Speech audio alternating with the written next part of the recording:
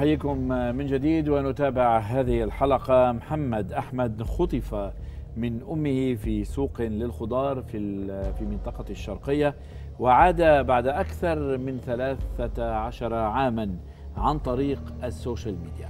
دعونا نتعرف على هذه القصة بهذا التقرير، ومن ثم نعود إلى محمد وأهله ليخبرونا عن حقيقة ما حصل وكيف عادوا واقتفوا أثر محمد وعاد إلى كنف عائلته.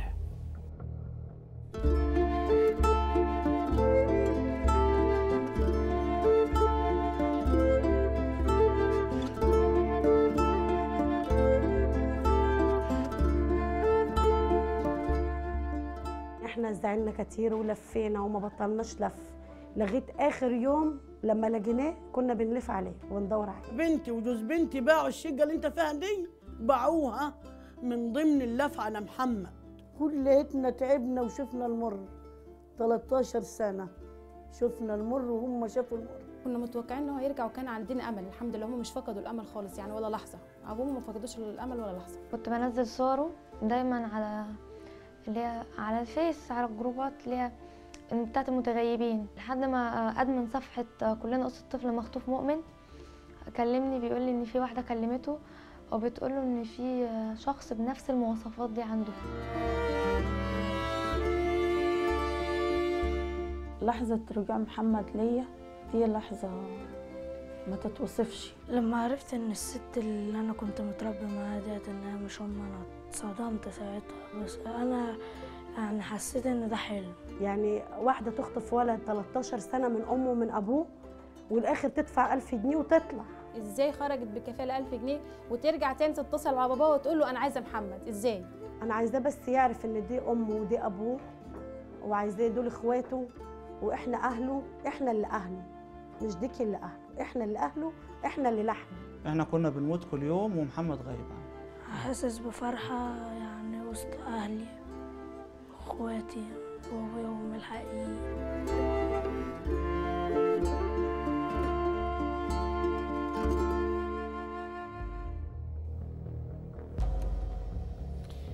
محمد، الحمد لله على سلامتك. الله يسلمك. وأيضا الوالد أحمد والوالدة شيماء. أحمد، كان عمرك كام لما اتخطفت؟ محمد عفوا. كان عنده 8 شهور ونص. 8 شهور ونص. يعني أنت ما بتتذكرش أي حاجة من الفترة دي؟ لا طبعا ما اتذكرش. أول حاجة بتتذكرها إيه هي عند الناس اللي كنت عندهم؟ اللي انا فتحت عيني لقيتهم هم اللي قدامي. كانوا معيشينك فين؟ في الشرقية في حتة اسمها الزقازيق. بيت؟ اسمها تل بسطة. شوبك بسطة. كانوا يعاملوك كويس؟ اه. يعني كنت تحس انك ابنهم ولا يوم حسيت انك انت مش ابنهم؟ لا انا كنت ساعات بحس ان في حاجة ناقصاني. ليه هي؟ انا مش كنت اعرف ان ايه اللي ناقصني. يعني زي ايه تقريبا؟ يعني ناقصك الحنان، ناقصك الحب؟ لا كانوا أنا بيصرخوا عليك، بيشخطوا فيك، بينزلوك الشارع تشتغل؟ يعني ايه اللي كنت حاسس انت فيه انه ده ناقصك؟ لا انا كنت حاسس بحاجة ناقصاني لكن مش هعرف ايه هي. كانوا يودوك المدرسة؟ اه. كنت تروح المدرسة ولبسك كويس واكلك كويس، كل حاجة كويسة. طيب لما اكتشفت انه العيلة اللي كنت عندها هي مش عيلتك، يعني لا امك ولا ابوك الحقيقيين، يعني دلوقتي عمرك كام؟ دلوقتي انا هو في شهر 10 اللي جاي ده، يبقى في شهر 9 يعني يبقى عنده 14 سنة. 14 سنة، يعني هو 13 سنة تقريبا وحوالي عايش عند الناس دول مع العيلة دي. طيب لما عرفت انه دول مش اهلك وهيجيبوك يدوك لاهلك، ما حسيتش انه انت كان عندك رغبة تبقى في المكان اللي كنت فيه؟ كانوا بيحبوني. وانت بتحبهم؟ اه. مشتاق لهم دلوقتي؟ عادي. لا مشتاق لهم، يعني حابب تشوفهم، حابب تروح لعندهم تزورهم؟ عادي. طب انت مين جابك من عندهم؟ هي اختي اللي هي كانت مفروض تبقى بنت عمي، اللي أنا كنت حدا كانت بنت عمي. بنت عمك مين يعني؟ بنت عمك اللي هناك هناك. هي في بنت عمك للعائلة التانية. اوكي، هي قالت لك ايه؟ هي مش قالت لي، هي تواصلت مع أختي. اختك مين؟ أختي فاطمة اختك هنا. اوكي. اللي هي نشرت صورتي على الفيس. اتواصلت معاها وكلمتها، قالت في حد بنفس الصورة ديت دخل بيتنا وقالت لها التاريخ بالظبط، وقالت لها يعني مش معقول يكون حد ما بيخلفش يبقى يجيب ولد على طول كده. انخطف منك ازاي يا محمد؟ أنا كنت في المركز الطبي بتاع البلد يعني. كان معايا أخته 3 سنين أو 4 سنين. 4 سنين ونص. وهو كان على كتفي 8 شهور ونص. فطلع من المركز الطبي لقيت واحدة عمالة تلغي فيه من ورا، فبصيت لها قالت لي ربنا يخليهولك، بيضحك يعني مع أي حد. قلت لها اسمه ايه؟ قلت لها اسمه محمد. قالت لي طريق السوية بتاعتكم منين؟ هي كانت عارفة الطريق بس هي كانت بتضحك عليا يعني. عشان السكة اللي أنا ماشية فيها طريق السوية. قلت لها نفس السكة اللي أنا ماشية فيها. قالت لي ماشي خلاص همشي معاكي عشان توريها لي. هي طبعا فضلت تتكلم وأنا مش مديها اهتمام يعني، حاسة أنا مش عارفة ايه. تقول لي لا انت شبه واحدة صاحبتي، احنا كنا زميل في المدرسة. قلت لها لا. فبعدين تنتها ماشية يعني. لما وصلت للسوية وقفت عند واحدة بتاعت خضار، وبعدين وزنت الخضار وكده. فالست اللي هي بتبيع الخضار قالت لي مفيش اكياس، هاتي كيسة بسرعة عشان الكفة مشغولة يعني. فبقوم بمحمد لقيتها بتسحبه من دراعي كده وقالت لي بسرعة عشان احنا عايزين نوزن احنا كمان. والناس هي نفسها اللي كانت ماشية معاكي؟ قالت لي عشان اوزن انا كمان والناس شايفة الزحمة يعني وانت شاغلة الكفة. فالمحل يعني مسافة بسيطة كده. انا سبته بس يعني مش عارفة في ايه. مشيت وعيني عليها، مش عيني ما نزلتش من عليها خالص. مسافة بسيطة جدا، زي الصورة السوداء نزلت على عينيا ثانية واحدة مش لقيتها. طلعت اجري مش شايفاها يعني. متخيلة ان انا مش يعني انا مش شايفة، هي قدام بس انا مش شايفاها. فضلت اجري الف اجري واسأل بتاعت الخضار. محمد كان مع واحدة هنا قالت لي مش شفتها. طلعت اجري زي المجنونة وندى الناس واشد الناس من هدومها، حد يجري معايا. واحدة خدت ابني مش لاقياه، الناس تبص لي كده يعني زي مجنونة يعني. فوانا بجري فواحدة قالت لي ايوه انا شايفة واحدة بتجري بعيل على السكة الحديد. طلعت اجري لوحدي على السكة الحديد. طبعا السكة الحديد في الشوارع الناحية التانية اطلع 5 شوارع مفتوحين على شارعتين. فوانا بجري عمالة اصرخ واقول لي واحدة خدت ابني مني. فناس مقابلني بيقول لي ايوه في واحدة شايلة عيل حاطاه في العباية السمراء وبتجري بيه، بس مش شفناها دخلت انهي شارع واختفت. لفيت والمركز والدنيا وكله. عرفتوا ازاي انه ابنكم؟ احنا عملنا يعني البنت دي اتواصلت، يعني بنت عمه اتواصلت مع اخته وقالت له دخلنا عيل على البيت ده غريب. طب انت عرفت ازاي انه ده ابنك؟ احنا كنا عاملين محضر 19/7/2003 اللي هو تاريخ الغياب الاساسي. فبعد كده دي مر عليه 13 سنة. الكلام ده كان في كفر صقر. فلما جيت جد الكلام عملنا محضر. كان المكان اللي هو عايش فيه تبع مركز الزقازيق في طيب عملتوا له DNA ولا لا؟ عملنا DNA. احنا عملتوا DNA.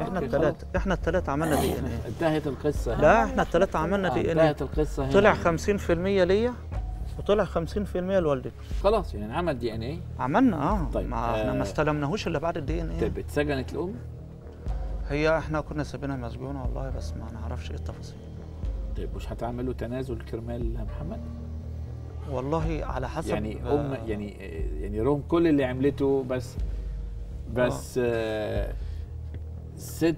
ست ربته 13. ما كانش حد قال ان هي تربيه. هو ما كانش حد قال. مش معناه ان احنا كل واحده تسرق واحد مثلا تاخده تربيه وبعد كده نقول ان هي ربته. يعني انا بتكلم احتراما لشعور محمد. احترام محمد على راسنا من فوق. محمد ما يعرفش حاجه. طبعا محمد ده يعني مش هقول لك يعني محمد على راسنا من فوق، بس محمد ما يعرفش حاجه. بس انت لو هو محمد ما يعرفش قيمه اللي هو حصل اصلا. باللي احنا حسيناه محمد ما يعرفش هو هي اللي دفع اللي دفع الفاتوره بتاعت المراه انتوا اني وامه من صحتنا ومن وكان عندي عربيه بعتها مرض بالكبد وفرسي والكلام ده، ولسه قايم يعني من فتره بسيطه ما كملتش سنه. كملتش سنه. فاللي دفع الفاتوره مش محمد عاش ما يعرفش حاجه. هو اصلا محمد مش ملام، هو محمد طلع لا هي دي امه، زيه زي اي واحد طلع لا امه ودي موجوده. ده ربي بين معاها. بتغيري منها؟ لا ما بغيرش منها، هي مش بتغيري من انه دي الست اللي اتقاسمت معاكي حب محمد؟ بس حضرتك لا مش للدرجه دي، ما بنغيرش منها. احنا دي حراميه، احنا ما نغيرش من حراميه. الموضوع ان هي حطمت عيله اكمل. دي واحده حراميه، احنا ما نغيرش من واحده حراميه. لا لحظه لا يوم لا ثانيه كنت انا بقول لا هي لو واحده شريفه ممكن نغير منها، لكن هي مش شريفه. لا هي ما تمشيش الامور كده. والام يعني الام الصح هي اللي تحس باللي انا بقوله. لا شوف يا توني، انا عايز اقول حاجه. لاني ببص لمحمد لا يعني انا بفهم شعور الام الشعور ده الطبيعي ان هم شعور محمد نفسهم عليه 13 سنه. نحن بوسط صراع احنا عفوا يعني احمد ما بيتحملوش يعني بالظبط. الحديث اصلا ده شوف الاب والام وراحوا وجريوا وعملوا في الحاله الاولانيه قالوا لا ده الست ما راحتش، والراجل قال له لو في صوره مش في الصوره مش هاجي واروح. لكن دي صوره واضحه وحقيقيه جدا للاحساس بالامومه والابوبه، والدي ان ايه انفصل. لكن انا عايز بس اعلق على حته عشان هم قاسوا شويه على الست. طبعا الست اللي حرمتهم وعايشتهم في الجو دوت تستاهل العقوبه الواجبه. انا كنت رئيس قسم الاحداث في الجيزه لمده 3 سنين، ومدير الاداره عامه لمباحث رعايه الاحداث لمده 2 سنين في جمهوريه مصر العربيه. تمام. بعض الحالات خاصه الحالات دي اللي هي بتكون العلاقه الاسريه قابله للانفجار لعدم قدره الزوجه على الانجاب. نعم. بتبقى في حالات تبكي، بيروحوا المستشفيات والمستوصفات يضحكوا على ست غلبانه زي الست الطيبه ديت كده، بيبيعوا جنبها وتصاحبها وتشيل الواد وتعمل ست راحت دورة الميه او راحت توزن او حاجه في ثانيه تاخده. هي مش في دماغها انها تضرهم الضرر البليغ اللي هم حسوا بيه، هي في دماغها تدرأ عن نفسها هي انفجار العلاقه الزوجيه مع جوزها والحاجات دي كلها. وبتبقى حنينه على الولد جدا، لو سالت الولد هتقول لك كانت حنينه عليه جدا، وتربيه وتعمله عشان هي ربنا ما ادهاش قدره الانجاب. انا مش بقول مبرر لاي حد ان يخطف ولاد الناس ويعيشهم في الدمار اللي عاشوا فيه 13 سنه، ولكن ما بتبقاش فيها النوعيه الاجراميه اللي هي واخده مثلا ولد تتسول بيه، ولا واخده ولد تطلب فديه، ولا واخده كذا من ده. باحترامي لحضرتك هي اكتر من مجرمه. هي بالنسبه لك مجرمه. انا هقول لك حاجه بسيطه. هي بالنسبه لك مجرمه. طب انا هقول لك بسيطه حاجه بسيطه. هقول لك حاجه محمد. عفوا احمد اتفضل. يعني قد ما انت معاك انا ما اقصدش، انا هقول كلمتين بس هي قالتهم لي. مقهور ومعاك حق، بس لا. انا الكلام ده هي قالت لي كلمتين بس. لحظه بسيطه سيبني اتفضل. محمد دلوقتي هو مش قادر يستوعب الحقيقه زي ما هي لهذا الاجتماعيه اللي انت يعني ممكن هو دلوقتي مش قادر يعبر عن رفضه لكلامك، يعني هو من جوه ممكن مش قادر يقول لك لا انا ما اقبلش اتكلم عن الست دي كده، وهو مش قادر يقول ده. فانا محتاج مراجعه طبيب نصيحه انا نصيحه المفروض الولد يشوفوا اخصائي يرافقه ويفهموا حقيقه الامور. يعني مهاجمه الست دي بالشكل ده قدامه مش هينفع معاه، مش هيقدروا عليها. دكتوره في الحقيقه انا كنت عايزه اقول نظره الى محمد لو نبص له دلوقتي ثانيه واحده. انا ببص له. هو طفل ليس بسعيد. حاله يعني عينيه بتقول ان هو مش سعيد. صحيح ماما وبابا سعداء ان ابنهم رجع لهم، انما ولا تؤنبوا على شيء. انا ما بأنبوش. لا لا لا، انا بتكلم في المستقبل. في المستقبل لا تؤنبوا على شيء، ولا تذكر الست اللي ربته بسوء. صح، زي ما توني قال كده بينك وبين الست، لان الست دي هي اللي ربته. فطبيعي ان لو كانت والدته ربته كان هيحبها جدا، والست دي برضه هو حبيبها. خلي الجانب الجنائي ياخد مجراه وتمشي سكة القضية كما تكون. تمام. ولكن ابننا محتاج لتأهيل. ما ينفعش تاخده من الدار للنار ولا من النار للدار حتى. لازم حد يقعد معاه يأهله ويأهلكوا انتوا الاتنين كمان. انتوا ما تعرفوش الطريقة اللي هو كان بيتعامل بيها ازاي. الميسر او المعالج النفسي دوت هيقعد معاه ويسمع منه كتير، هيطلع كل حاجه، ويطلع منه كل حاجه ويحط الحاجات، يعني هيطلع منه كل الافكار الغلط ويحط مكانها الافكار السليمه والصحيحه. وكمان هم يا توني هم محتاجين ان هم يتعاملوا مع شخصيه جديده. يعني هم بيتعاملوا معاه دلوقتي ابنهم اللي اتربى سنين العمر دي في حضنهم، واللي هو مش دي الحقيقه، ده اتربى سنين العمر دي كلها في حضن حد تاني كان بيتعامل معاه بطريقه مختلفه. عفوا على المقاطعه، استاذ رامي في اي تعليق؟ طبعا. فحضرتك بتسالني رايي ايه، بقول لحضرتك رايي لا طبعا. لا، المجرم يحاسب 100%. طبعا ده احنا في حاجه قالها سياده اللواء وقالتها الدكتوره، حاجه واضحه انه سيبوا الامور القضائيه الجنائيه لاصحابها، ولكن احنا نعرف نتعامل قدام محمد. طبعا لما عاوزين نتكلم عن الست دي نتكلم عليها بطريقه لا تؤذي شعور محمد. لما هو يكبر هو بيقرر، اما القضاء والامن هو ياخد مجراه. احنا النهارده في البرنامج حضرتك ديت انا لما لحظه حضرتك دي لما تقابلنا في المحكمه ماشي، احنا كنا بنجيب لها اكل. لما تقابلنا في المحكمه انا سالتها سؤال واحد بس، قلت لها والله لو جاوبتيني عليه بصراحه انا ناسي كل شيء وما انا عايز منك اي حاجه، وانا بتنازل لك عادي. بالنسبه لي يعني اللي يخصنا انا السؤال انت ليه خدت محمد من على ايدين امه بس؟ قالت لك ايه؟ على اساس مثلا هي تقول لي ان انا غلطانه. قالت لك ايه؟ انا ندمانه، انا اي حاجه من الكلام ده. قالت لك ايه؟ ردت عليها قالت لي هو ده اللي حصل. خلاص قلت لها طيب ماشي، هو ده اللي حصل. ربنا كبير، ردل لكم محمد احضانكم. يعني دلوقتي لازم نعرف نتعامل مع محمد علشان ندخله بمرحله جديده وننسيه المرحله. بس رجعت سومتنا على محمد. قالت لي بما ان محمد كان متربي معايا فاصبح دلوقتي محمد بيني وبينكم. محمد يقعد معايا 3 ايام ويقعد معاكم 3 ايام. ايوه حصل ده والله. لو هي قعدت بره السجن ده والله حصل. هي اكيد مش هتقعد. ده والله حصل. بعد الفاصل قصه جديده خلونا نتعرف عليها، ابقوا معنا.